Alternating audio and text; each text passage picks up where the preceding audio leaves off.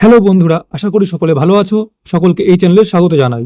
আজকে এই ভিডিওর মাধ্যমে আমি এনএন-জিএনএম অ্যাডমিশনের সময় যে ডোমিসিয়াল সার্টিফিকেটটি প্রয়োজন, সেই ডোমিসিয়াল সার্টিফিকেটের প্রোফর্মা A2 নিয়ে আলোচনা করব। ভিডিওটি শেষ পর্যন্ত দেখার অনুরোধ রইল। তো দেখো, এই প্রোফর্মা A2টি কি?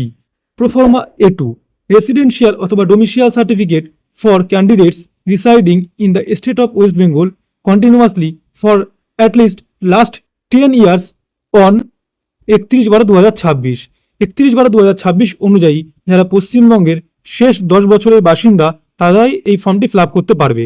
রাইট দ্যাট তোমার নাম, the son and daughter of, তোমার বাবার নাম লিখতে হবে এখানে, হ্যাজ পাসড দ্য 10+2 এক্সামিনেশন, অর্থাৎ তুমি 12 ক্লাস পাস করেছো, কোন বছর সেই বছরটা দিতে হবে।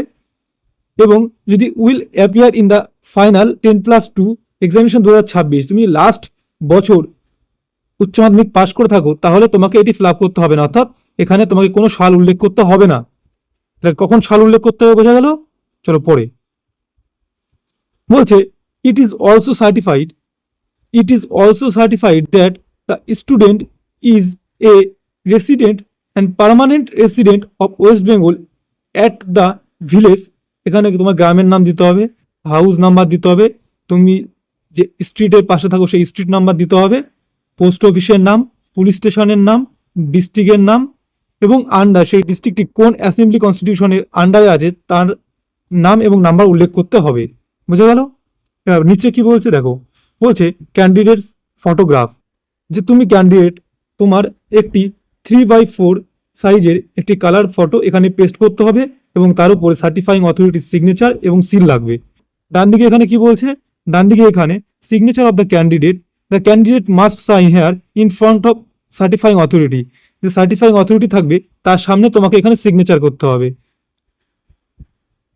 Signature of the certifying authority, এখানে যে সার্টিফাইং অথরিটি থাকবে তার সিগনেচার করতে হবে এবং তার নাম ব্লক লেটারে লিখতে হবে এবং তিনি কোন পদে আছেন তার সিল এবং অফিস অ্যাড্রেস, তিনি কোন অফিসে আছেন সেই অফিসের address, office phone number, mobile number যদি তিনি চান এবং আইডি নাম্বার যদি তিনি চান।